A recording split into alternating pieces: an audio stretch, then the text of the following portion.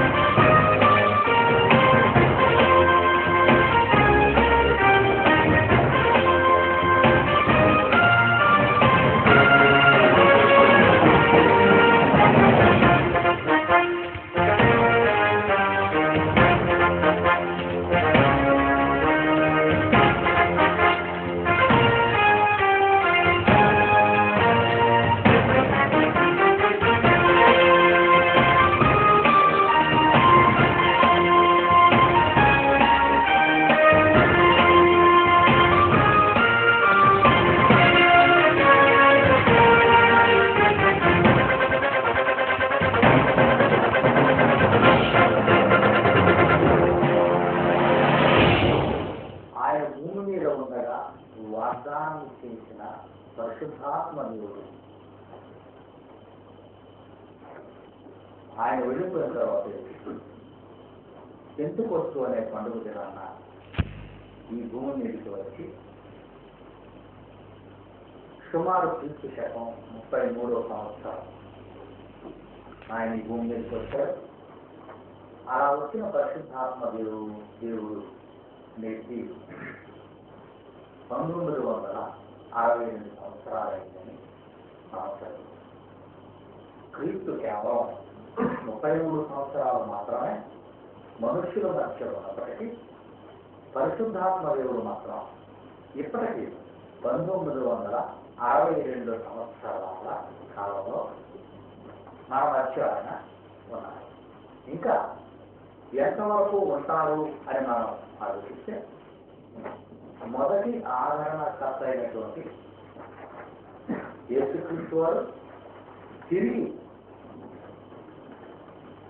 లోకానికి వచ్చి మనల్ని తీసుకొని వెళ్ళినంత వరకు పరిశుద్ధాత్మ దేవుడు మాత్రమే మనతో ఉంటారు. కనుక ఇది పరిశుద్ధాత్మ దేవుడి కాలం. ప్రస్తుతం ప్రపంచము పరిశుద్ధాత్మ దేవుడి కాలమున ఉన్నది. అతని పరిశుద్ధాత్మ దేవుడు ఎవరు? ఇతర విషయాలేంటి? ఇతర దశలేంటి? ఇతర చేస్తున్న పని ఏంటి? ఇతర అవకాశం ఏంటి?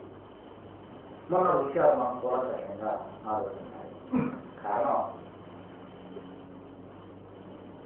మనుష్య కుమారుడికి కానీ దేవునికి కానీ భిన్నంగా మనం ఏం చేసినా క్షమాపణ ఉండదని, పరిశుద్ధాత్మ దేవునికి విరోధంగా ఏ పాపం చేసినా దానికి క్షమాపణ లేదని, అది ఇక్కడే కాదు కానీ మరి ఏ లోకంలో కూడా అతనికి వ్యతిరేకంగా ఉన్న వారికి క్షమాపణ లేదు అనే ఒక భయంకరమైన శాసనాన్ని దేవుడు తన కుమారుడైన యేసుక్రీస్తు ద్వారా ప్రకటించాడు.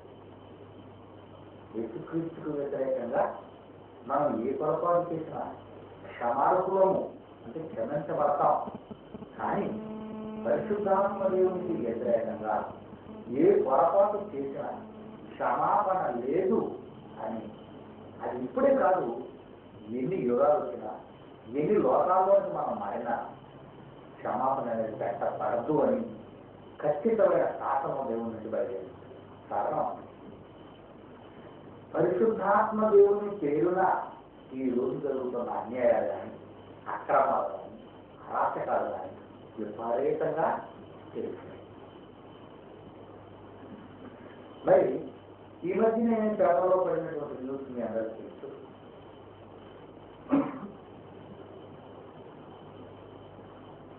దావీదు గోత్రీకునిగా చెప్పుకుంటున్న అపరక్రీస్తు అనేవాడికి నాకు పరిశుద్ధాత్మ దేవుడు బయటపడతాడని పనికి మారిన జ్ఞానాన్ని అమెరికా దేశానికి తీసుకుపోయాడు. అలాంటి వాడిని కాల్చుకొని తెచ్చిపెట్టి చివరకు వాడు అడుగుతాడు. అలాగే అంతకుముందు లీజా లిమ్ అనే కొరియన్ ఫాదర్, దేవుడు నాకు పరిశుద్ధాత్మదేవుడు నాకు బయలుపరిచాడు, పలానా తేదీన రాక వచ్చేస్తుందని చెప్పి 1,44,000 మందిని ప్రపంచాన్ని మోసగించాడు. అలాగే మరి ఈ మధ్యనే మరొక యుక్రెయిన్లో, రష్యా దేశంలో విప్లవమైన తర్వాత అంతా క్రైస్తవులు వచ్చారు, ప్రపంచ ప్రళయం వచ్చేస్తుందని చెప్పారు. అదే ఆత్మ కోర్టులో కూడా ఈరోజు వారు ఇచ్చిన సాక్ష్యం ఏంటంటే దేవుడు మాకు శిక్ష విధించాలి, మీరేం మాకు శిక్ష విధించగలరా అంటున్నాడు అడ్మిట్ చేసి కోర్టులో. తప్పుడు సిద్ధాంతాలు, పరిశుద్ధాత్మ దేవుని కాలంలో అతని పేరు చెప్పుకొని ఎంతో మంది ఘోరమైన పనులు చేస్తున్నారు. దేవుడు నాకు కనిపించడము, దేవుడు నాతో మాట్లాడడము అని. ఇకపోతే మీకు ఆత్మ ప్రేరణ ఉందా, మీకు ఆత్మ ప్రేరేపిస్తుందా అని ఇలాంటి కొన్ని మాటలు కూడా మీరు వినే ఉంటారు. ఇప్పుడు పరిశుద్ధాత్మ దేవుడు ఎవరిని ప్రేరేపించగలరు, అది మాత్రం మీరు నోట్ చేసుకోగలిగారు. మిమ్మల్ని ఎవరిని ప్రేరేపించాలి, ఆయన ప్రేరణ కాలము మొదటి శతాబ్ద కాలం మాత్రమే. ఆయన ప్రేరేపించింది ప్రారంభ కాలంలో ప్రేరేపించాడు, స్టెఫెను ప్రేరేపించాడు, పౌలును ప్రేరేపించాడు, అపోస్తులను ప్రేరేపించాడు, శిష్యులను ప్రేరేపించాడు. కారణం అతను ప్రేరణతో వాక్యము పరిపూర్ణం ఇంకా కాలేదు కనుక.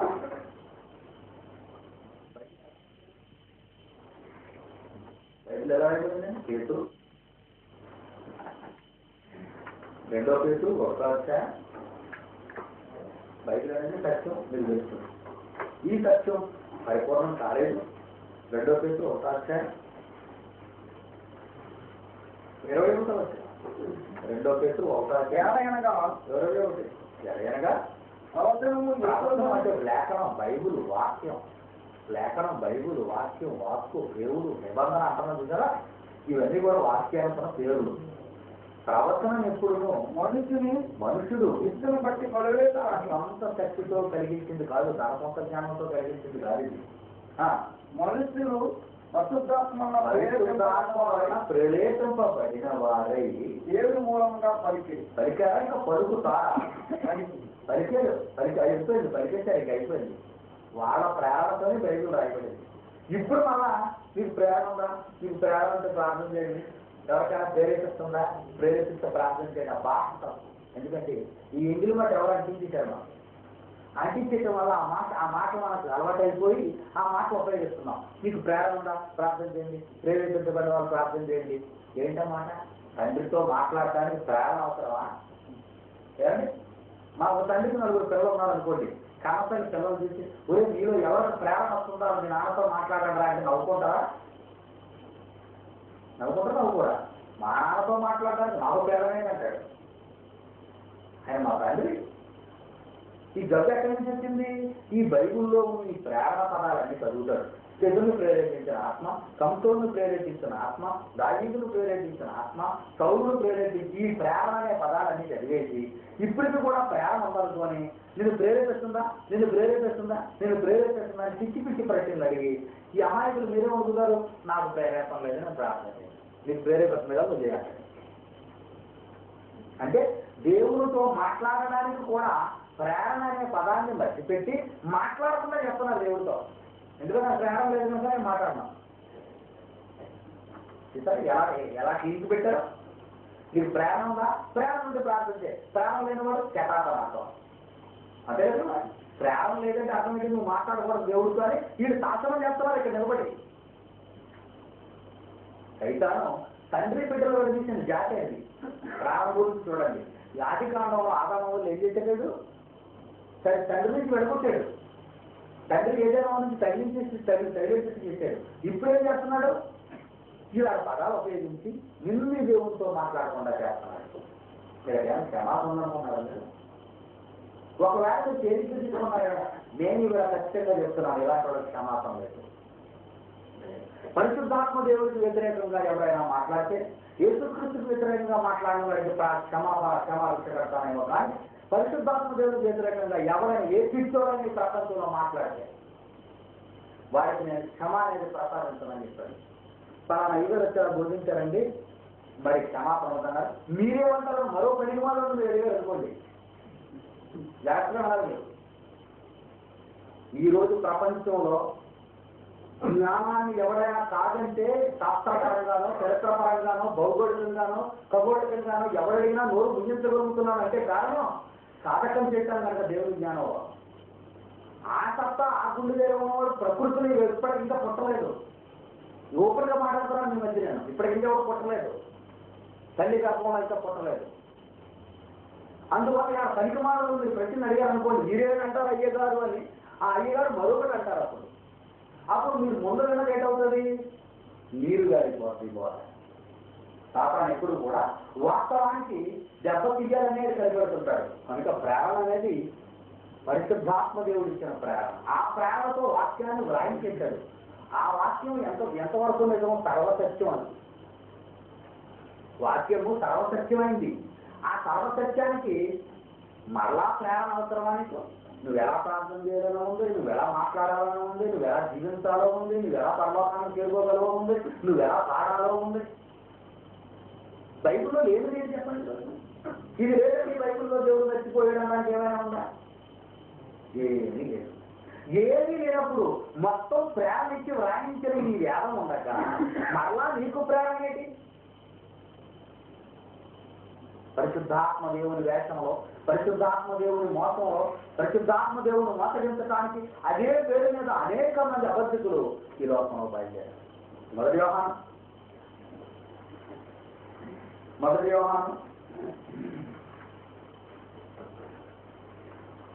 4వ అధ్యాయం 1వ వచనం. ప్రియులారా, అనేకులైన అబద్ధ ప్రవక్తలు లోకంలోనికి బయలు వెళ్ళి ఉన్నారు. వీళ్ళు లోకంలో బయలుదేరారు. ఎప్పుడు రాశారండి పత్రిక? ఈ పత్రిక ఎప్పుడు రాశారండి? మొదటి యోహాను 10 నోట్ చేసుకున్నారు. క్రీస్తు శకం 90. ఎప్పుడు రాశారు తెలుసండి పత్రిక? క్రీస్తు శకం 90. అంటే ఇప్పుడు 2 సంవత్సరాలు అండి. 1995. అంటే 1900 సంవత్సరాలు అయింది పుస్తకం రాసి. ఈ పుస్తకం రాసి ఎంతకాలం అయింది? 1900 సంవత్సరాలు అయింది. 1900 సంవత్సరాల క్రితం ఈ పుస్తకం రాస్తూ యోహాను గారు ఏమైనా వార్త చేస్తున్నారు మనకి? ప్రియులారా, అనేకులైన అబద్ధ ప్రవక్తలు లోకములోనికి బయలు వెళ్ళి ఉన్నారు. అంటే తలుపు దిగిపోయింది, జాగ్రత్త అని చెప్పాడు. దొంగ తలుపు, నకిలీ తలుపు దిగింది. నకిలీ తలుపు దిగిపోయింది లోకి, జాగ్రత్తగా ఉండండి అన్నాడు. అయితే ఈ అబద్ధ బోధ అనేది, ఈ పరిశుద్ధాత్మ దేవుని మోసపరిచే బోధ ఎప్పుడు దిగింది? 1900 సంవత్సరాల క్రితమే దిగింది. కొత్తది కాదు ఇది. అనేక మంది అబద్ధ ప్రవక్తలు లోకములోనికి బయలుదేరి ఉన్నారు కనుక ప్రతి ఆత్మను అన్నక ఆయా ఆత్మలు దేవుని సంబంధమైన ఓ పరీక్షించుడి అన్నాడు. మీకు ఎలా తెలుస్తుంది? ఇక్కడ మన దగ్గర స్కానింగ్ మీద ఉందండి పరీక్షించడానికి.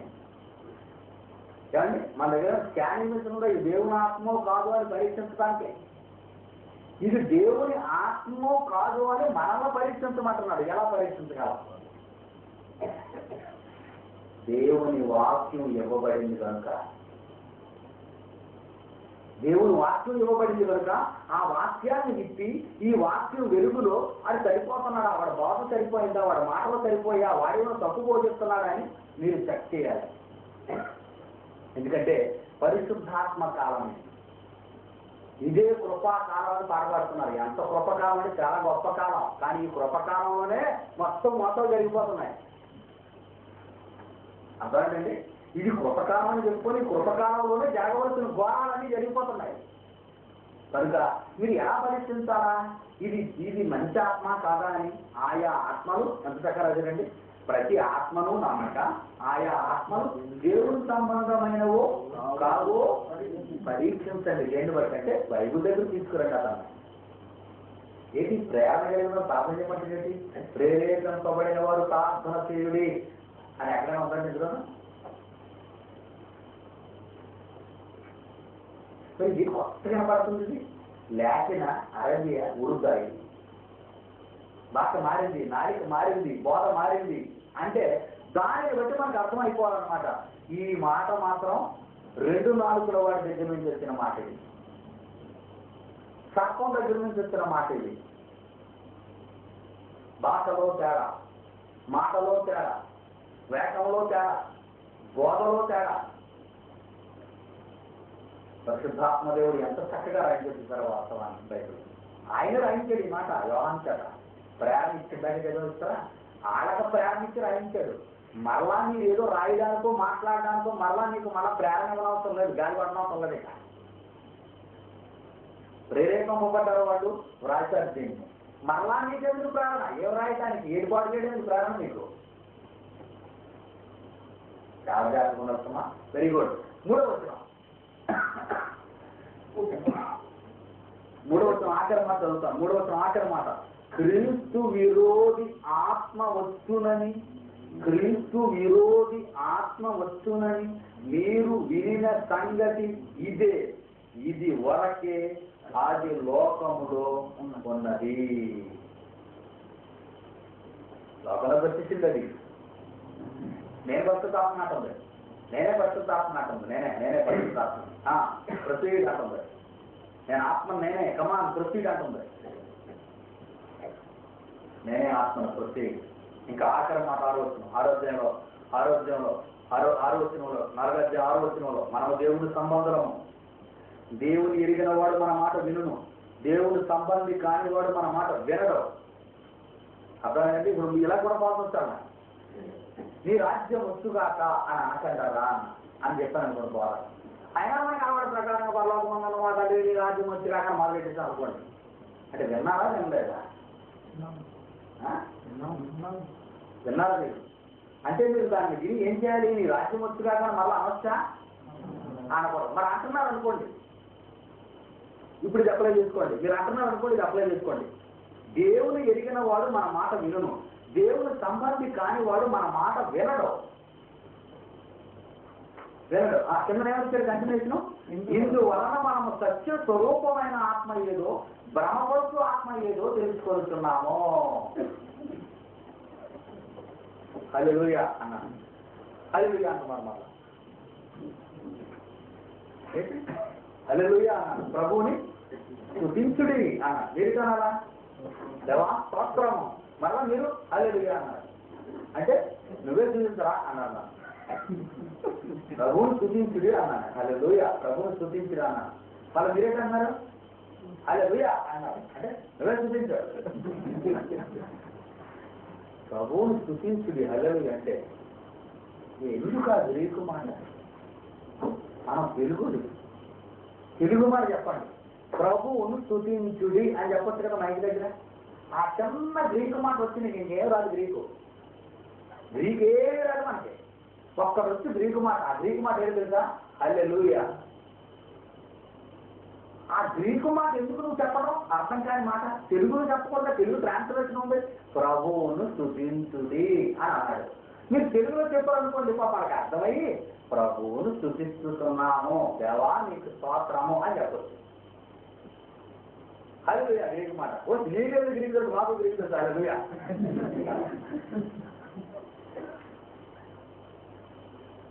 చంద్రకాంతం చెప్పాను. వీళ్ళు ఏం చేయండి ఫాలో అవుతున్నారా అని అంటే చేస్తున్నాను, మేము అబ్జర్వ్ చేస్తున్నాను, స్టడీ చేస్తున్నాను. ఏది ఏం లేదు తెలుసా? చెప్తుంది అదే. మళ్ళా చెప్తాను.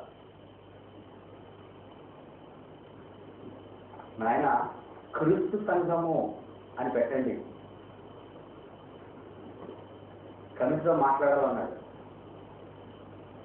ఏదన్నాడు? కమిటీతో మాట్లాడాలన్నాడు. ఆ మాట తప్పు కాదు, కానీ బైబిల్కి చాలా కమిటీ ఎవరో ప్రెసిడెంట్ పెడతాడా బైబిల్ కంటే? స్టేట్ జడ్జ్ పెడతాడా బైబిల్ కంటే? గవర్నమెంట్ ఆర్డర్ తీసుకురావాలి. ఎందుకు మనం అలా అయిపోయాం? ఎందుకు ఆ బానిసత్వ చిక్కుడు పోయాం? స్వతంత్రపు స్వేచ్ఛ వాయువులు పీల్చుకునే మహాజ్ఞానం మన కాళ్ళ దగ్గరకు వచ్చినప్పుడు దాన్ని ప్రేమతో స్వీకరించి ఆస్వాదించి జీవించడానికి బదులు ఆరుని అడగాల, ఏరుని అడగాలి, ఆరుని అడగాలని అనుకుంటూ దాన్ని వదిలేయటం ఒకటో నేరం. చేయవలసినది కూడా చేయకుండా దాన్ని పట్టించుకోకుండా పక్కన నెట్టేయడం ఇది రెండో నేరం.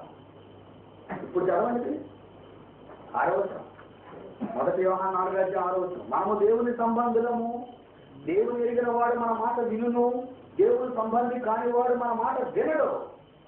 ఇందువలన ఇలా ఎవరైతే వినరో మనము సత్య స్వరూపమైన ఆత్మ ఏదో, భ్రమపరుచు ఆత్మ ఏదో తెలుసుకొనుతున్నాము అంటే అన్నాడు.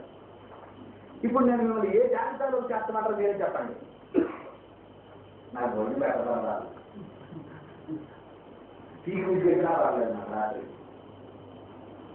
వాస్తవం మాత్రం మీరు వినాలి. ఇది నా మాట కాదు, దేవుని మాట. దేవుని మాట వినినప్పుడు మనం ఎలా సర్దుకుంటున్నామా? అడ్జస్ట్ అయిపోతున్నామా? అడ్జస్ట్మెంట్ ఎవరిలో తెలిసింది? అడ్జస్ట్మెంట్ ఎవరిది? సైతాను గారిది. నేను మారనివ్వదు, నువ్వు మారితే ఇంకేముంది, తన ప్రభుత్వం కూలిపోతాయి. వాడి బోధ వాడిదే, నువ్వు మాత్రం ఇలాగే ఉందని చెప్తుంది నీకు. ఒకవేళ నీకు వేడొచ్చేసి ఇది మార్చి పడేయాలి, మనం ఈ లాభం దగ్గర పాట సిద్ధాంతాలు మనం తప్పులు చేసేస్తున్నాం, మనం మారిపోవాలా అని అన్నాం అనుకోండి. మనం అనగా అప్పుడేంటంటది, నువ్వు ఒక్కరో నిర్ణయించుకుంటే ఎలా అవుతుంది, కమిటీ తర్వాత నేను తీసేస్తాను అని చెప్తాను. ఎప్పుడు జరగాలండి? అది తిరిగా చూసుకొని ఉన్నాను, అలా పిలుస్తారు సరేనే. ఆనందం చెప్పే బయటికి అది ఆజ్ఞ అన్నది బైబిల్లో. ఏంటి విన్నాం మరి మనం? ఎందుకండి ఇండియా దేశం నుంచి నన్ను రప్పించాను? మాట్లాడించడానికి. నేను ఎందుకు మాట్లాడాలి? నాకేం పని లేదండి. నా మాటలు విని మారాలనుకునేవాడు గోకులంగా ఉన్నారు భారతదేశంలో.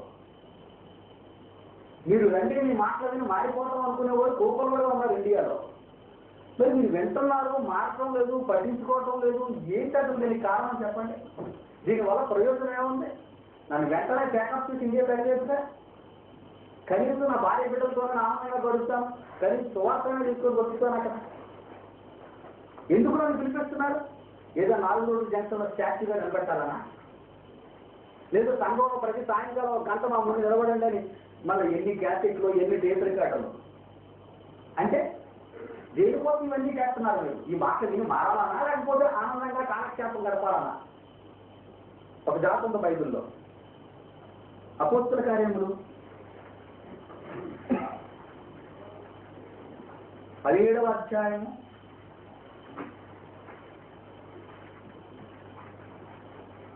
19వ వచనం నుండి. అపోస్తల కార్యములు 17వ అధ్యాయము 19వ వచనం నుండి. అంతటా వారు పౌలును వెంటబెట్టుకొని అరియోపగలు మహాసభ సభ తీసుకొని పోయి, నీవు చేస్తున్న ఈ నూతన బోధ ఎట్టులో మేము తెలుసుకునవచ్చునా అని అడిగారు. ఇది సిద్ధంగా అంత వెరైటీగా బోధిస్తున్నారని, అద్భుతంగా బోధిస్తున్నారా, బాధ్యత మనం వినాలి అంతేనా? అలాగే అడిగారు పౌరుని, నీవు చేస్తున్న ఈ నూతన బోధ ఎట్టుతో మేము వినవచ్చునా, తెలుసుకొనవచ్చునా? కొన్ని కొత్త సంగతులు మా చెవులకు వినిపించుతున్నావు కనుక వీటి భావమేమో మేము తెలుసుకొనబోతున్నామని చెప్పిరి.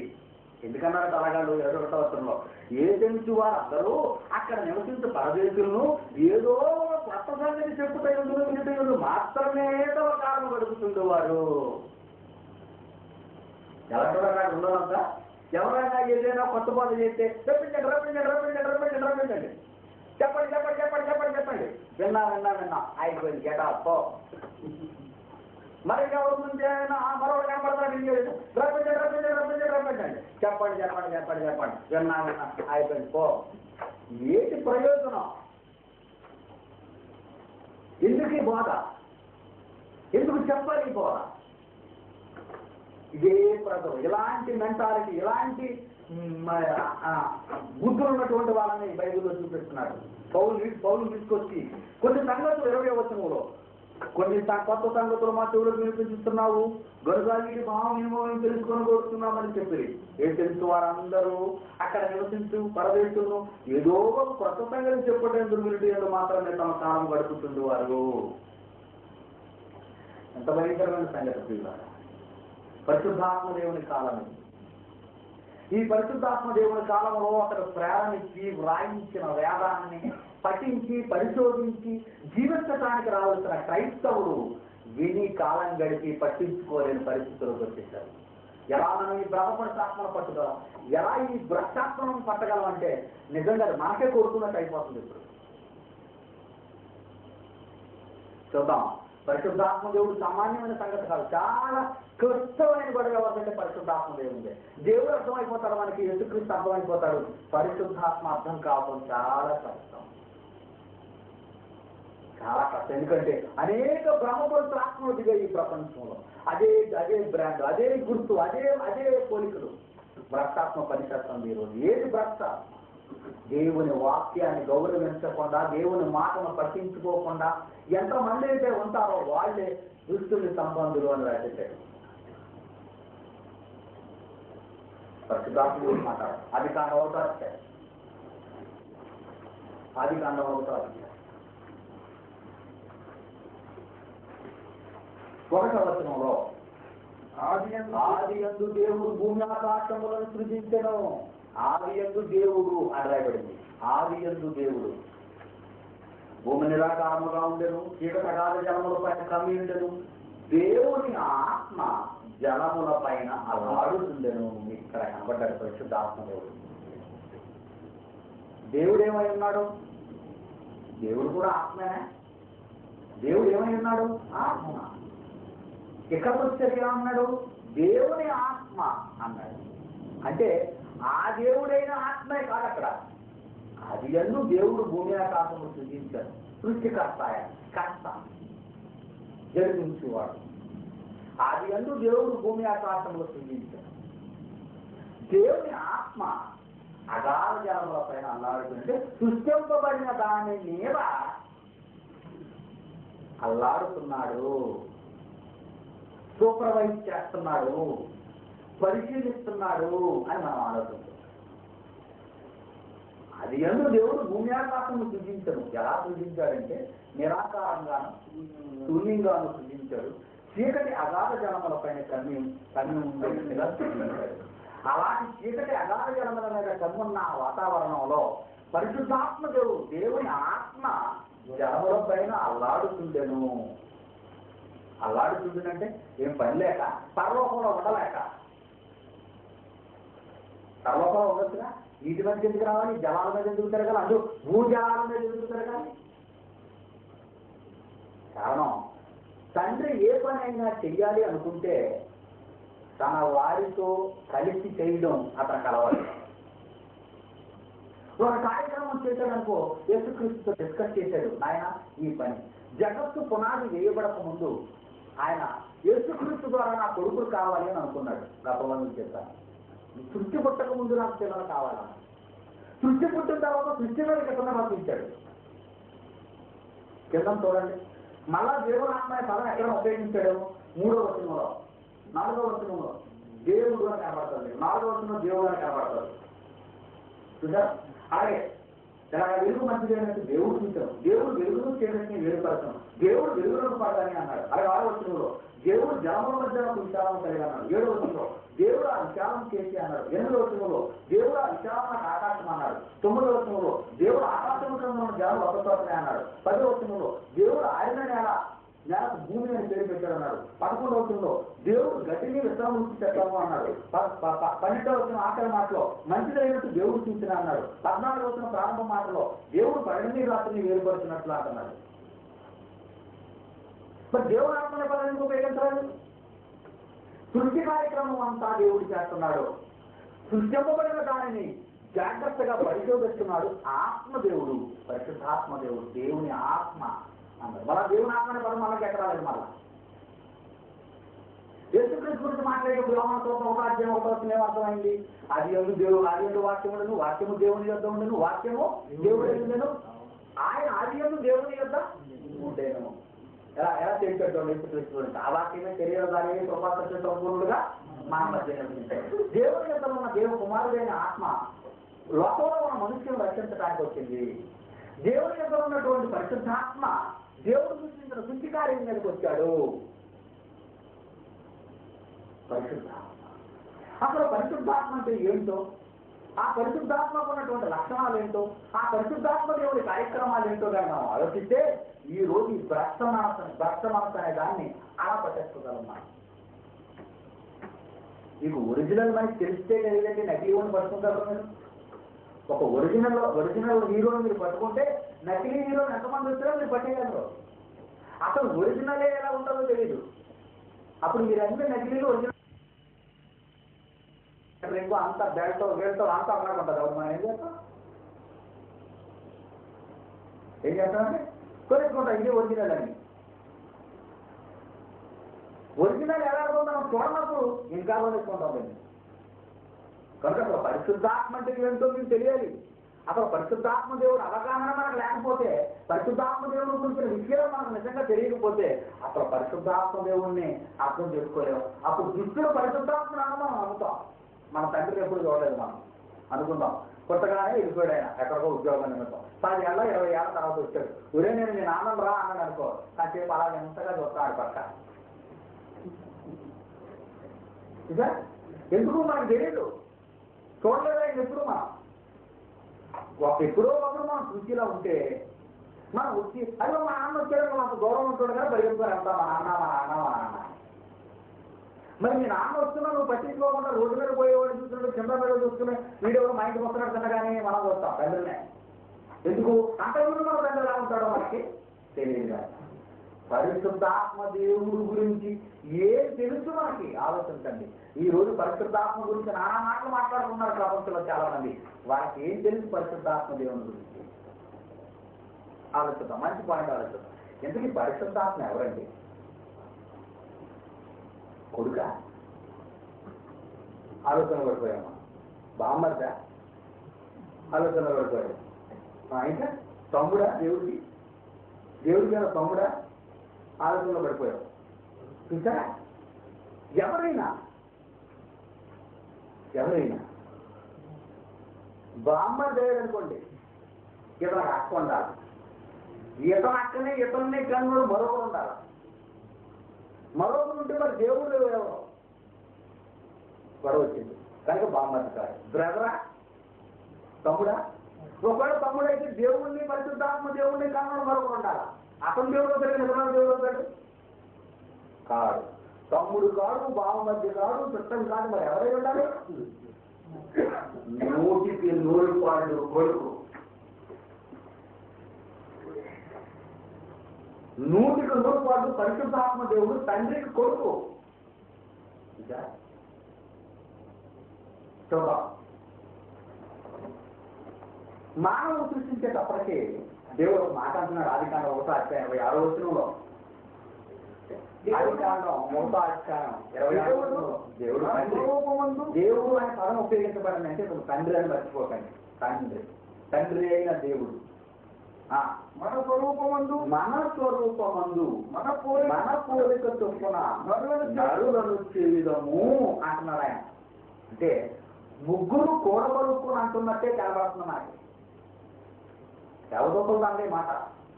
మన పోలిక చొప్పున నరులను చేయడము అని దేవదూతలు అనొచ్చా దేవుడు? దేవదూతలు ఎందుకు సృష్టించారు దేవుడు? ఏం చేయాలని? పరిచర్య చేయాలని. అంటే పని మనుషులు అంతేనా? దేవదూతలు ఎవరు? పని మనుషులు. ఒకవేళ దేవదూతలతో అన్నాడు అనుకోండి, మన పోలిక చొప్పున నరులను చేయడం అని, పనులతో మనం మాట్లాడగలమా? మన ఇంట్లో పని చేసేవాడితో మనం పిల్లలకి అందామా అన్నాను అనుకోండి, ఎంత భయంకరంగా ఉంటుంది. కనుక తన కుమారుడితో ఆయన మాట్లాడుతున్నాడు ఈ మాట. మన పోలికతో ఉండాలి రాబోయే నా పిల్లలు. నా కుమారుడు మీరు, మీలాంటి వాళ్ళే కావాలి వాళ్ళు. మీలాంటి ఆశయాలు, మీలాంటి శక్తులు, మీలాంటి గొప్ప వాళ్ళు కావాలి వాళ్ళంతా. మన పోలిక చొప్పున నరులను చేయడం అని వాళ్ళని చేయించాడా అది ఈయనేం చేశాడో చూడండి. ఆ మాట మన పోలిక చొప్పున అన్నాడు కదండి. వీళ్ళు ముగ్గురు కలిసి ఏమైనా చేశారా చూద్దాం. ఆ మాట అన్నాడే కానీ సృష్టికర్త ఎవరు? దేవుడు. మర్చిపోకండి. 2:7 వచనం. దేవుడైన యెహోవా నేల మంటితో నరుని నిర్మించి వాని నాసికారంధ్రములలో జీవవాయువును ఊదగా నరుడు జీవాత్మాయను. ఇందుకే మళ్ళీ ఎవరు నరుడు చేస్తున్నట్టు కనబడుతుంది? తండ్రా, కుమారుడా, పరిశుద్ధాత్మ దేవుడా? తండ్రే కనబడుతున్నాడు. కానీ రూపంలో పుట్టబోయేవాడు మనలాంటి వాడు కావాలి. కనిన వాడు ఎవరు? నేను అంటున్నాడు. చేసిన వాడు ఎవరు? నేను. దేవుడు నేల మంటితో నరును నిర్మించి వాని నాటికారంధ్రములలో జీవవాయువును వదగా నరుడు జీవాత్మ ఆయను. కనేవాడు దేవుడయ్యాడు. మళ్ళా మరి ఎందుకన్నాడు కొడుకులతో చెప్పాడు, నాకు పిల్లలు కావాలి ఇలాంటి వాడు ఎంతో మంది పిల్లలు కావాలి నాకు. మీ ఇద్దరైతే అలా. పరలోకం చిన్నదా చిటికిదా? పరలోకం ఎంత ఉందంటే చాలా పెద్దది, మహాలోకం. మరి ఈ మహాలోకంలో సేవకులు ఎంతమంది ఉన్నారు? దేవదూతలు కోటాను కోట్ల మంది దేవదూతలు ఉన్నారు. మా ముగ్గురుమే ఉన్నారు. టెంగు అనుకో. కనుక నాకు ఎంతమంది కొడుకులు కావాలి? ఎంతమంది కావాలి? ఎంతో మంది కొడుకులు కావాలి. పరలోకాన్ని నింపేయాలి. ఆస్తున్నవాడు పిల్లల కన్నా భయం అండి. ఆస్తున్నవాడు పిల్లల కన్నా భయం. మనమైతే తుల్లు పడిపోతాం పిల్లల కన్నానికి. ఎందుకంటే వీళ్ళు ఎలా పెంచాలి, ఎలా చదివించాలి, ఎక్కడి నుంచి తేవాలి. సృష్టికర్తకి ఏమి రోజు కనుక ఈ పిల్లలు కావాలి. ఎంతమంది పిల్లలు కావాలి? చాలా మంది పిల్లలు కావాలి. ఈ పిల్లలు కావాలని ఎప్పుడు అనుకున్నాడు ఆయన? నీకు తెలుసు. ఎప్పుడు అనుకున్నాడు? జగత్తు పునాది వేయబడక ముందే. దగ్గర ఎత్తి 1:3-6 జగత్తు పునాది వేయబడక ముందే, లోకాలు పుట్టక ముందు నాకు పిల్లలు కావాలి అనుకున్నాడు ఆయన. లోకాలు పుట్టక ముందు ఆ పిల్లలు ఎవరి ద్వారా రావాలనుకున్నాడు ఆయన? క్రీస్తు ద్వారా రావాలనుకున్నాడు. అలాగే నాకు బైబిల్లో మన చూస్తారు బైబిల్ని. క్రీస్తు ద్వారా రావాలనుకున్నాడు ఆ పిల్లలని. మరి క్రీస్తు ద్వారా రావడానికి క్రీస్తు ఎంతకాలం ఉన్నాడు వాళ్ళ దగ్గర? 3 సంవత్సరాలు మాత్రమే ఉన్నాడు. మిగిలిన కాలం ఎవరి ద్వారా రావాలి? పరిశుద్ధాత్మ దేవుని ద్వారా రావాలి. 2 కొడుకుల గుణగణాలను అలంకరించుకొని 2 కొడుకుల జాగ్రత్తతో మిగిలిన కొడుకులందరూ సిద్ధపడి దేవునికి పిల్లలుగా రావాలని ముందు కొడుకును పంపించి బలి చేసి తర్వాత మరో కొడుకును పంపించి నీకు కాపలా పడేశాడు. ఈరోజు ఏ కొడుకున్నాడు భూమి మీద? మొట్టమొదటి చెప్పాను. క్రీస్తు 3 సంవత్సరాలు మాత్రమే మన మధ్య గడిపాడు. 2 సంవత్సరాలు తల్లిదండ్రులు గడిపాడు. అలా ఉంటుంది. 3 సంవత్సరాలు మాత్రమే క్రీస్తు మన కోసం కష్టపడ్డాడు. కానీ పరిశుద్ధాత్మ దేవుడు 1962 సంవత్సరాలు అయింది ఆయన భూమి మీద దిగి. వెళ్ళిపోలేదు. ఒక కొడుకు 3 ఏళ్ళు మాత్రమే మన మంచి చెడ్డలు తీశాడు. మరో కొడుకు 1962 సంవత్సరాలు ఆయన చెప్పాడు భూమి మీద దిగాయి. ఇంకా ఎంతకాలం ఉంటాడో మనకు తెలుసు. ఎలాగా? మరలా కొడుకు ఇంకో కొడుకు మరలా ఇక్కడ వచ్చినంత వరకు ఈ కొడుకు స్వాధీనంలో ఈ లోపం ఉంటుంది. అవునంటారు కదంట. యేసుక్రీస్తు మరలా ఇక్కడికి వచ్చినంత వరకు, తన వారిని యేసుక్రీస్తు తీసుకు వెళ్ళినంత వరకు ఎవరి కాపుదలలో, ఎవరి అండలో ఉన్నారు ఇప్పుడు లోకంలో ఉన్న దేవుడి పిల్లలు? పరిశుద్ధాత్మ దేవుని అండదండలతో ఉన్నారు. ఒక కొడుకుని మించి ఒక కొడుకు. 3 ఏళ్లలో తన జీవితాన్ని సర్వం త్యాగం చేసుకున్నాడు ఒక కొడుకు. ఇన్నేళ్లుగా మనం పెట్టే బాధలు భరించలేక కుళ్ళి చచ్చిపోతున్నాడు మరొక కొడుకు మనతో. ఏమంటారు? అవునా కదా? ఇద్దరు ఒకరిని మించిన ఒకరు త్యాగా చేస్తున్నారు మన కోసం. 33 ఏళ్ళు అయిందో లేదో యేసుక్రీస్తు అంటున్నాడు తండ్రిని చూసి, నువ్వు చెప్పే పనంతా చేసేసాను, నాకు పరలోకం నుంచి వచ్చేస్తాను అంటున్నాడు. చదివా మీకు గుర్తుందా వాక్యం? గుర్తుందా? 17:3-4 యోహాను సువార్తలో 33 సంవత్సరాలు ఉన్నారండి ఆయన. ఆయన ఏమన్నాడు తెలుసు? తండ్రి నేను వచ్చేస్తాను బాబు అంటున్నాడు. 33 సంవత్సరాలకే మహానుభావుడు నా దెబ్బ తగిలిపోయాడు. అవునా కదా? 1962 సంవత్సరాలు నా దెబ్బకి ఏమైపోతున్నది? అతన్ని కాదని పట్టకొట్టు వచ్చేసి దురాత్మ దగ్గరికి వెళ్ళిపోతున్నానే. అతను చెప్పినవన్నీ మర్చిపోయి మన ఇష్టం వచ్చినట్టుగా ప్రవర్తించేటట్టుగా దురాత్మను మనం ఆశ్రయిస్తున్నామే. ఇవన్నీ చూసి కుళ్ళిపోతున్నామే. కానీ తండ్రి పరిగించిన బాధ్యత, తండ్రి కోరికలు తీర్చడానికి పరిశుద్ధాత్మ దేవుని ఆ స్థితిని, ఆ ప్రేమను, తండ్రి మీద ఉన్న ప్రేమను చంపుకోలేక, తండ్రి గీసిన గీతను దాటలేక ఈ రోజు ఈ కొడుకులతో ఆయన పడరాని పాటుపడుతున్నారు. మొదటి కాలంలోనే మనుషులు చేసే దురాగతాలను సహించలేక ఎలాంటి రిపోర్ట్ తండ్రికి ఇచ్చారో ఒకసారి చూస్తాను.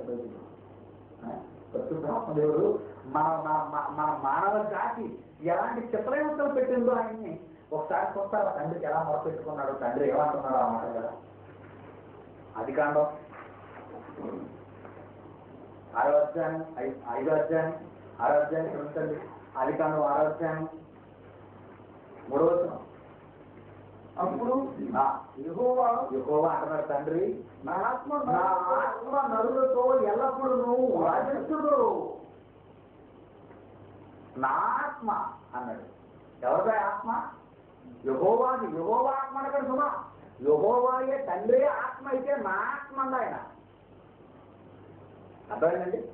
నా శరీరం అన్నాను, ఇది నా శరీరం. మరి నేనెవరు? ఆత్మనే, మర్చిపోకండి. నేనెవరిని? ఆత్మని. ఇది నా శరీరం. దేవుడు ఆత్మై ఉన్నాడు. మరలా నా ఆత్మ ఇది ఆయన. నా ఆత్మ దేవుడు అనుకోకండి, అక్కడ తండ్రి అనుకోకండి ఆయన్ని. నా ఆత్మ ఇది, నేనే ఆత్మని. మరలా నా ఆత్మ ఇది అంటే ఇక్కడ ఈ పదం ఎవరితో తెలుసా? నా ఆత్మ అంటే నా కుమారుడేనో పరిశుద్ధాత్మ. నా ఆత్మ నరులతో ఎల్లప్పుడూ వాదించుదు. ఎంతకైనా వాదిస్తుంది పరిశుద్ధాత్మ. ఇది మంచిది కాదు నాయన, ఇది తగదు నాయన, ఇది పద్ధతి నాయన, ఇది జ్ఞానం నాయన. ఇలా వాదించాలంటే ఈ మహాజ్ఞానం గ్రంథాన్ని రాసి నా ముందు పడేసింది. దీని ప్రకారంగా చదువుకో, దీని ప్రకారంగా నేర్చుకో, దీని ప్రకారంగా నడుచుకోవాలి. ఆయన ఆత్మ పరితపించిపోతుంది. దేవుని ఆత్మ, పరిశుద్ధ ఆత్మ దేవుడు పరితపిస్తున్నాడు. సృష్టి కార్యక్రమం జరిగే రోజున సృష్టి మీద సూపర్వైజ్ చేశాడు ఆయన.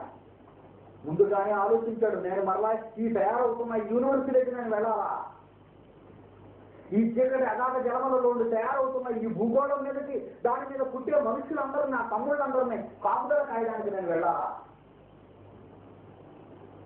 మన పోలిక చొప్పున చేద్దాం అన్నాడు. ఇద్దరు కొడుకుతోనే మాట్లాడాడు తండ్రి. వాళ్ళ మాట తీసుకుంటే వాళ్ళతో చెప్పేసేసాడు ఇదంతా.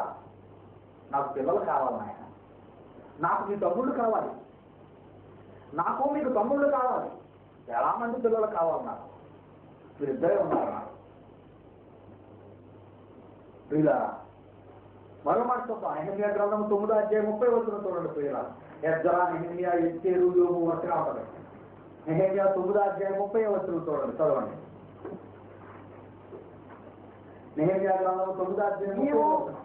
అనేక సంవత్సరములు వారిని ఓర్చి, నీవు అనేక సంవత్సరములు వారిని ఓర్చావు తండ్రి. నీ ప్రవక్తల ద్వారా, నీ ప్రవక్తల ద్వారా, నీ ఆత్మ చేత వారి మీద సాక్ష్యం పలికితివి కదా. వారి మీద సాక్ష్యము పలికితివి. చాలు, ఓర్చుకున్నావు. నీ ప్రవక్తల్ని, నీ ఆత్మనే, నీ ప్రవక్తల ద్వారా, నీ ఆత్మ ద్వారా వాళ్ళకి సాక్ష్యం పలికే వాళ్ళ మీద. నీ ఆత్మ పరిశుద్ధాత్మ దేవుడు పాత నిబంధన కాలంలో వచ్చిపోయేవాడు, ప్రవక్తల ద్వారా వచ్చి వెళ్ళిపోయేవాడు. కానీ ఈ నూతన నిబంధన కాలం అయ్యేసరికి ఆ మహానుభావుడు మనతోనే ఉన్నాడు. శాశ్వత కాలం మనతోనే ఉన్నాడు. యోహాను సువార్త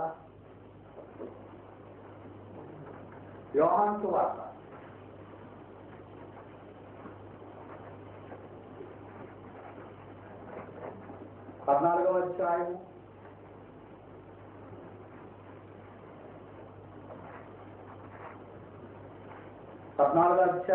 18వ వచనం చూడండి ప్రియుల. యేసుక్రీస్తు అంటున్నాడు, మిమ్మును అనాథలుగా విడువను, మీ యొద్దకు వచ్చును. ఇక్కడ ఏంటంటే ఏమన్నాడండి యేసుక్రీస్తు? మనల్ని మిమ్మల్ని అనాథలుగా విడవను, మీ యొద్దకు వస్తాను. నేను వెళ్ళిపోయిన తర్వాత మీరు అనాథలు అయిపోతారా? నవరము అడగడానికి వీల్లేదు. మిమ్మల్ని అనాథలుగా విడిచిపెట్టే కుటుంబం కాదు మరి. మీరెవరు? సాక్షాత్తు నా తండ్రికి పిల్లలు, నా తమ్ముళ్ళు మీరంతా.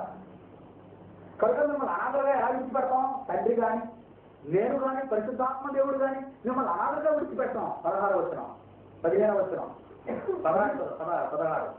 నేను తండ్రిని వెళ్ళిపోతున్నాను. యేసుక్రీస్తు అన్నాడు, నేను తండ్రిని వెళ్ళిపోతున్నాను. మీ యొద్ద ఎల్లప్పుడూ ఉండుటకై నేనైతే కొంచెం కాలం ఉన్నాను, మీ యొద్ద ఎల్లప్పుడూ ఉండుటకై దేవుడు, ఆయనటి దేవుడు వేరొక ఆదరణకర్తను అనగా స్వరూపియగు ఆత్మను నీకు అనుగ్రహించును. మిమ్మల్ని అనాథలుగా నేను విడిచిపెట్టను. మీరు దిక్కులేని వాడు కాదు. మీ యొక్క ఎల్లప్పుడూ ఉండడానికి నేను ఏర్పాటు చేస్తాను మీ దగ్గర ఉండడానికి. మరొక ఆయన ఎవరు అనుకుంటున్నారు? నేను మిమ్మల్ని ఆదరించడానికి వచ్చిన నేను ఒకటో ఆదరణకర్తని, మరో ఆదరణకర్త ఉన్నారు తండ్రి దగ్గర మిమ్మల్ని ఆదరించడానికి రావాల్సిన వాడు. మా ఇద్దరం డ్యూటీలు పంచుకున్నాం. మీరు దిక్కులేని వాళ్ళు కాదు. మీరు మిమ్మల్ని నడిపించడానికి, మీకు బుద్ధి చెప్పడానికి, మీకు జ్ఞానం కలిగించడానికి, మిమ్మల్ని ఎలా నడవాలో చెప్పడానికి ఒక ఆయన రాబోతున్నారు. ఆయన 17వ వచనం. లోకం ఆయనను చూడదు, ఆయనను ఎరుగుదు కనుక ఆయనను పొందనేరదు. మీరు ఆయనను ఎరుగుదురు, ఆయన మీతో కూడా నివసించును, మీలో ఉండును. ఎంత మంచి దేవుడు పరిశుద్ధాత్మ దేవుడు. ఆయన మీతో ఉండడం కాదు, మీలో ఉంటాడు. యేసుక్రీస్తు మనతో ఉన్నాడు, కానీ పరిశుద్ధాత్మ దేవుడు మనలో ఉంటాడు. ఎంత గొప్ప పని. మనలో ఉన్నవాడిని ఎంత హింస పెడుతున్నాం మనం. నిజంగా ఇంటి పక్కన ఉంటే పర్లేదు, కానీ ఎప్పుడు దెబ్బలాడుకున్న వాళ్ళు ఇంటి పక్కన ఉన్నాం అనుకోండి, ఆ బాధ భయంతలా నేను బాబు ఎప్పుడు అవ్వలేదని. నిజంగా ఆ ఇంట్లోనే ఉన్నాం అనుకోండి, మనం ఎలా ఉండదు అప్పుడు. పరిశుద్ధాత్మ దేవుడిని మనకు తోడుగా మనలో ఉంచితే ఎలా ఉంటుందండి? ఎలా ఉంటుంది? మీలో ఉన్న ఆయన ఆత్మను మీరు సంతోషపెడుతున్నారా? బాధ పెడుతున్నారా? ఆయన మాటలు వినకపోతే బాధ పెట్టినట్టే. ఆయన వాక్కులు వినకపోతే, ఆయన ప్రేరణతో వ్రాయించిన వాక్యాన్ని మీరు గౌరవించకపోతే అతను మీరు వెలివేసినట్టే. 25వ వచనం. ఆదరణకర్తనగా తండ్రి నా నామమున పంపబోవు పరిశుద్ధాత్మ సమస్తము మీకు బోధించి నేను మీతో చెప్పిన సంగతులన్నింటినీ మీకు జ్ఞాపకము చేయను. ఏం చేస్తాడంటే ఆయన చేసేపడి చాలా పెద్ద పని. తండ్రి నా నామమున పంపబో ఆదరణకర్తైన పరిశుద్ధాత్మ సమస్తము మీకు బోధించి నేను మీతో చెప్పిన సంగతులన్నింటినీ మీకు జ్ఞాపకము చేయను. ఎలా జ్ఞాపకం చేస్తాడండి? యేసుక్రీస్తు చెప్పిన సంగతులన్నీ మనకు ఎలా జ్ఞాపకం చేస్తాడు? వ్రాయిస్తాడని. మీకు అర్థమైందా? వ్రాయిస్తాడు ఆయన. జ్ఞాపకంగా ఉంటాయి. జ్ఞాపకార్థ గ్రంథం ఇది. జ్ఞాపకముగానే ఉంటాయి. మీరు మర్చిపోవడానికి వీలు లేదు. ఇలాగే ఉంటండి. 2 పేతురు చూసే కదా, 2 పేతురు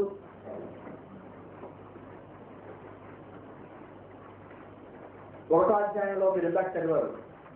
20-21 వచనాల్లో 20-21 వచనాల్లో ఒకడు తన ఊహన బట్టి చెప్పడం వల్ల ఈ బైబిల్లో ఏ వాక్యం పుట్టలేదని మొదట ఏ ప్రవచనమైనా సరే మనుషుని ఇష్టాన్ని బట్టి పలుకలేదే. 21వ వచనంలో ఈ మనుషులు పేరులు కానీ, యాకోబు కానీ, యోహాను కానీ, మోసే కానీ ఎవరైనా సరే మనుషులు పరిశుద్ధాత్మ ప్రేరేపింపబడిన వారే దేవుడు పలికారు, రాయించారు. దీన్ని ఎందుకు రాయించారని పేతురు అంటున్నాడు. ఎందుకు రాయించారంటున్నాడు పేతురు 12వ వచనంలో. ఎందుకు అంటున్నాడు 12వ వచనంలో? కాబట్టి మీరు ఈ సంగతులను తెలుసుకొని మీరు అంగీకరించిన సత్యమును స్థిరపరచబడి ఉన్నాను. చూసారా?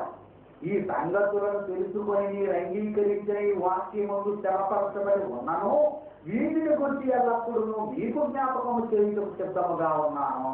మరియు మన ప్రభువైన యేసు నాకు సూచించిన ప్రకారము యేసుక్రీస్తు వారు నా గుడారం అంటే సావు, నా గుడారం ఆ శరీరాన్ని త్వరగా విడిచిపెట్టవలసి వచ్చినని ఎరిగి నేను ఈ శరీరములో గుడారములో ఉన్నంతకాలము ఈ సంగతులను జ్ఞాపకము చేసి మిమ్మల్ని లేకుండా న్యాయమని ఎంచుతున్నాను. నేను మృతి పొందిన తరువాత కూడా మీరు నిత్యము వీటిని జ్ఞాపకము చేసుకున్నట్లు జాగ్రత్త చేసును.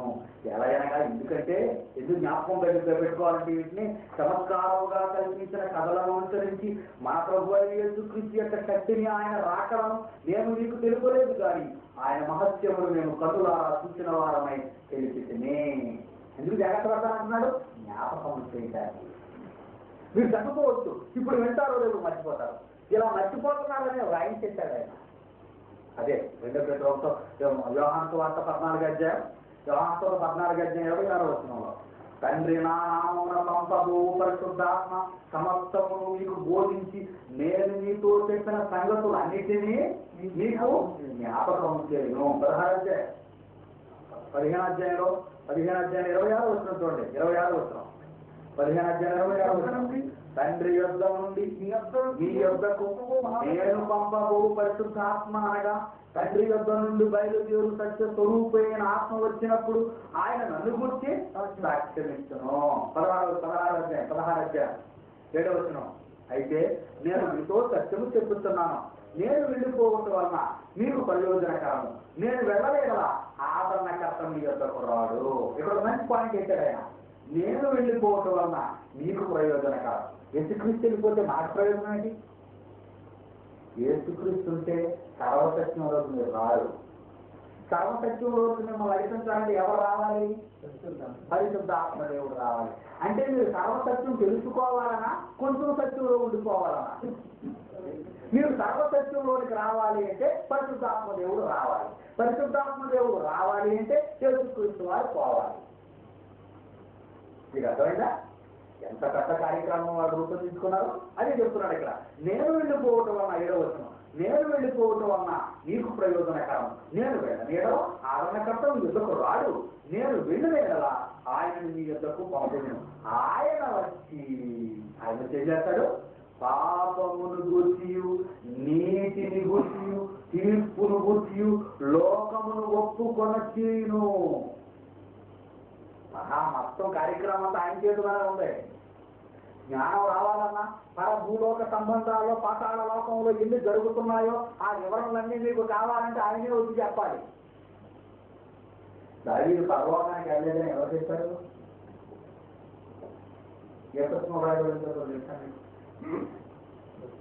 అపోస్తలుల కార్యం. అపోస్తలుల కార్యాలు ఎవరు రాశారు? లోకా గారు రాశారు. అపోస్తలుల కార్యాలు ఎవరు రాశారు? లోకా గారు రాశారు. లోకా చేత దావీదు పరలోకానికి వెళ్ళిపోలేదని ఎవరు రాయించారు?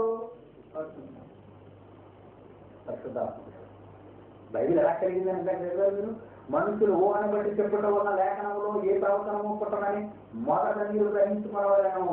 మనుషులు ఎలాగనగా మనుషులు పరిశుద్ధాత్మ వలన ప్రేరేపింపబడిన వారే దేవుని మూలముగా పలికారు రాశారు. కనుక దావీదు పరలోకానికి వెళ్ళిపోలేదని ఎవరు చెప్పారు? లోకాన్ని చెప్పారు. లోకానికి ఎలా తెలుసు? ఆయన వెళ్ళొచ్చాడా? పరిశుద్ధాత్మ దేవుడు ప్రారంభించాడు. ఆత్మాత్మదేవుడు పరవాసిగా ఉన్న యోహాను చూసి ఏమన్నాడు? ఇదిగో నేను చెప్తున్నాను, నేను చూపించేదంతా నువ్వు రాయ్ అన్నాడు. ఆ పరిస్థితిని యోహాను కల్పించింది ఎవరు? పరిశుద్ధాత్మదేవుడు. కనుక నేను వెళ్తేనే నీకు సత్యం తెలుస్తుంది, నేను వెళ్ళకపోతే అసలు సంగతి నీకు తెలియదు. పరిశుద్ధాత్మదేవుడు లోకాచేత వ్రాయించిన ఆ మాట అపోస్తలుడైన పేతురు పెంతుకొస్తు పండుగ దినాన్న ప్రసంగం చేసిన ఆ భాగంలో మాట. ఇవన్నీ పరిశుద్ధాత్మదేవుడు రాయించాడు. రాయించకపోతే మీకు అసలు వీళ్ళంతా ఎక్కడికి వెళ్ళిపోయారో తెలియదు. ఆ పరిశుద్ధాత్మ దేవుడి జ్ఞానం లేకపోవడం వల్లనే ఈనాడు నకిలీ బోధకులు అందరూ వచ్చి సమాజం దగ్గర ప్రార్థన చేస్తారు. ఈ ఆత్మని దగ్గరికి చేర్చుకో తండ్రి, పరలోకంలో జాగ్రత్తగా ఉంచు. తెలిసేటాడు వెళ్ళిందని. అసలు బైబిల్లో పరలోకానికి ఎవరు వెళ్ళలేదని రాయబడి పరిశుద్ధాత్మ దేవుడు రాయిస్తే భక్తులు సమాజం దగ్గర నిలబడి అంటాడు, ఈ ఆత్మని నీ దగ్గర చేర్చుకో. ఏది పెద్ద అధికారం ఉన్నది చేర్చుకో.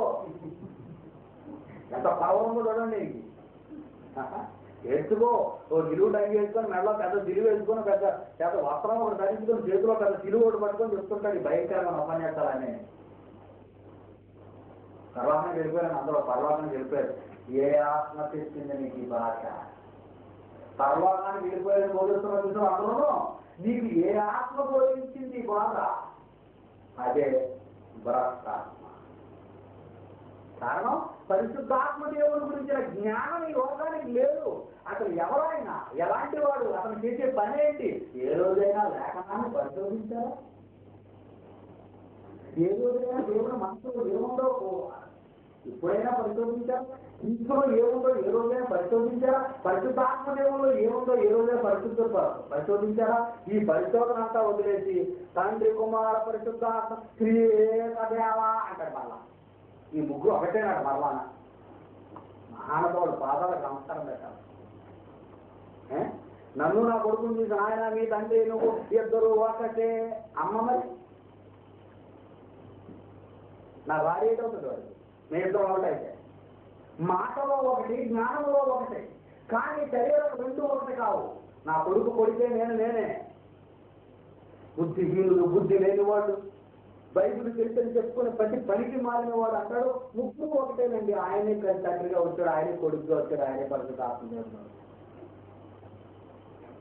ఎంత కార్యక్రమం! మీరు మాట్లాడుకోవడానికి అది ఈజీగా ఉంది కదండి. ఈజీగా ఉందా? నా భార్య దగ్గరికి నా కుమారుడు వెళ్ళి నేనే మా నాన్న, నేనే మా నాన్న అంటే ఎలా సాటి కొట్టిదండి. ఎవరా నేర్పించండి మీ జ్ఞానం అని? బుద్ధిహీనులు ఆలోచించండి. బోధన చేయండి, బైబిల్ ఇప్పటికీ బంగారు వాక్యం నేర్చుకోవడం వాయించేయడమే. ఎంత వరకు ఇది నిజం, ఎంత అసలు పరిశుద్ధాత్మ అంటే ఏంటి, అసలు మన శక్తులు ఏంటి, గొడవ అసలు ఏది లేదు. బైబిల్ అక్కడ ఉండాలి, బైబిల్ ఇది ఎక్కడ ఉండాలి, ఇది ఎక్కడ ఉండాలి, సరిగ్గా రాని ప్రజలంతా తీసుకొచ్చి కంపెనీలు పెడుతున్నారు. అందుకని ఈ క్లాసులో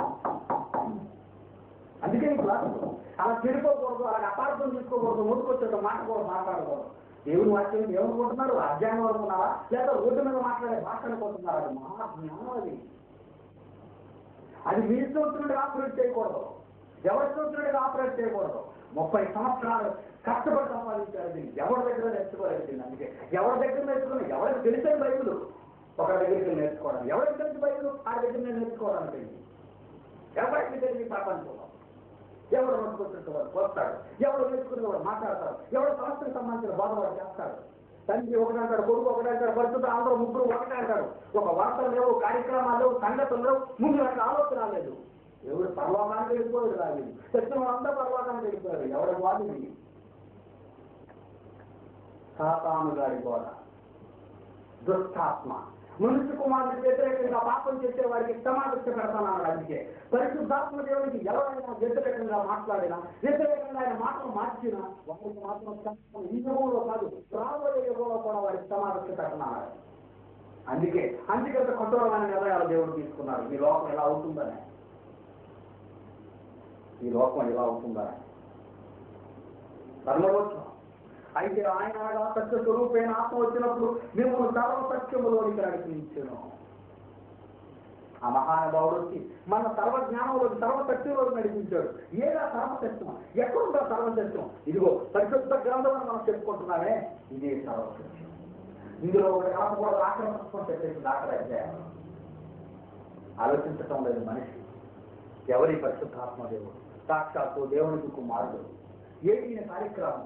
మానవ లోకాన్ని యేసుక్రీస్తు తర్వాత ఆదరించడానికి, మానవ జీవిత గమ్యంలో పరలోకాన్ని చేర్చడానికి ఎలాంటి ఉడుగుడుకులు తప్పటడుగులు వేయకుండా దేవుని యొక్క మహాజ్ఞానాన్ని ప్రతి అక్షరంలోనూ రాయించి భద్రపరిచి ప్రతి వారికి ఈరోజు విసురుతున్నారు బైబుల్ని. బైబుల్లో చోటు ఎక్కడ ఉందో చెప్పండి. ఒక ఇంట్లో మన బైబుల్ 10 బైబుల్ మన ఇంట్లో ఉంటున్నాయి. ఎంత అదృష్టవంతం. తెలియదన్నానికి వీళ్ళే ఈ జ్ఞానాన్ని రాయించి భద్రం చేసి, జ్ఞాపకం చేయించి, నీతిని గురించి, తీర్పుల గురించి, రాబోయే వాతాల గురించి మనకు వివరిస్తున్నాడు ఈ జ్ఞానాన్ని పరిశుద్ధాత్మ దేవుడు. ఎంత గొప్ప బోధ. ఈ వరాన్ని మీకు కావాలి, మీరు పొందాలి. ఈ పరిశుద్ధాత్మ దేవుడు ప్రపంచంలో ప్రతి ఒక్కరికి ఇస్తాన్నాడు దేవుడు. ఆఖరి మాట అపోస్తల కార్యములు 3వ అధ్యాయం, అపోస్తల కార్యములు 3వ అధ్యాయం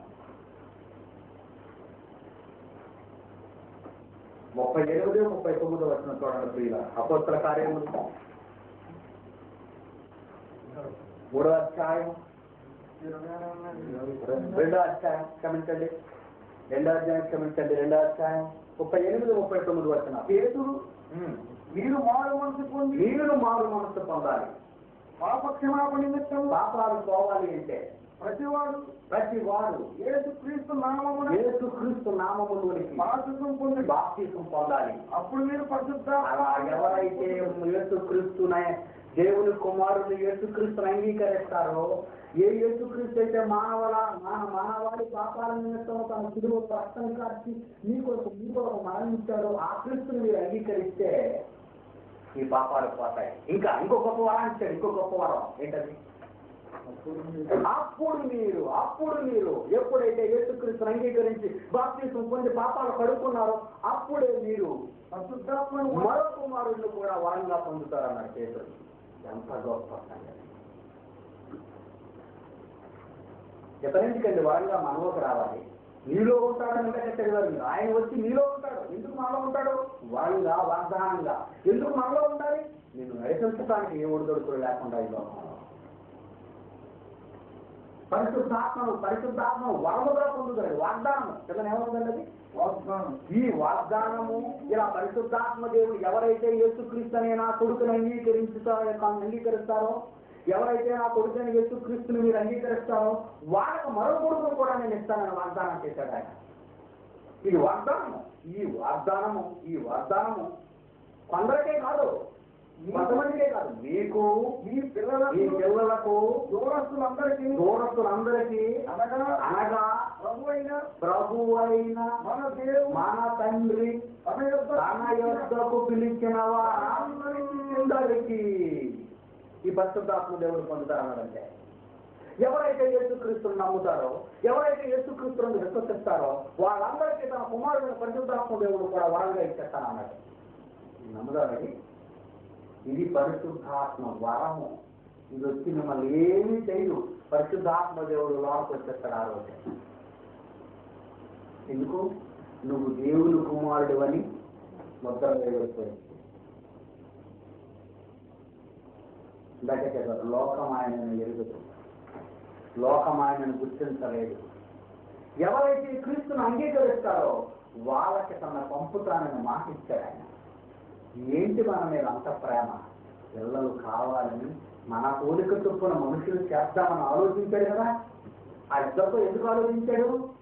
సృష్టిస్తాను నేను, క్షమించవలసింది, రక్తతాపన చేసి పాపాల నుంచి విడిపించవలసింది నీవు, నా దగ్గరకు వచ్చినంత వరకు కాపాడవలసింది నీవు. ఇది తండ్రి కొడుకుల మధ్య జరిగిన అగ్రిమెంట్. ఎప్పుడు జరిగిందని అగ్రిమెంట్?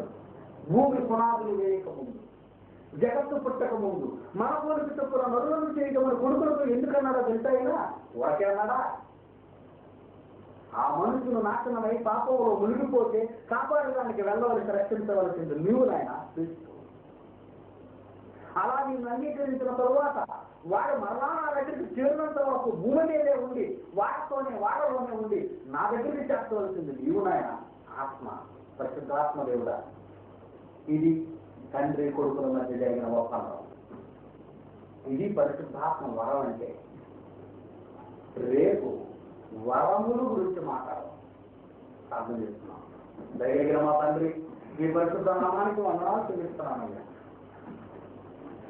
ఎంత గొప్ప దేవుడు, మాపై ఎంత గొప్ప ప్రేమ.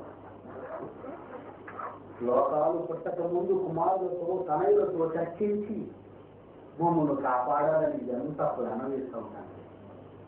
నీ ప్రేమ ఎంత గొప్పదో పరిశుద్ధాత్మ దేవుని గురించి ఆలోచిస్తే బతమైనది. ఈ లోకంలో ప్రతి మనిషి నీ కొరకు తెలుసుకోవాలి. ఈ ముగ్గురు ఎంత గొప్పవాళ్ళు, ఎంత మంచివాళ్ళు, ఎంత ప్రేమవాళ్ళు. ఈ లోకం మర్చిపోతుంది. నీ మాటలు నమ్మలేని గట్టికి తెలుసు. తండ్రిగా నీ మాటే కుమారుడుగా లోకం చెప్పారు. ఆయన చెప్పిన మాటలలో మిగిలిపోయిన సర్వసత్యాన్ని పరిశుద్ధాత్మ దేవుడు ఎవరికి సంపూర్ణం చేశారు. ఆ వాక్యాన్ని నమ్మక లోకంలో ఉన్న మనుషులందరినీ బైబిల్కు వ్యతిరేకంగా తయారు చేసిన పరిశుద్ధాత్మ ఈ భయంకర పరిస్థితుల నుంచి ప్రపంచాన్ని కాపాడడానికి మమ్మల్ని ఈ సునామాన్ని ప్రార్థన అడుగుతున్నామయ్యా.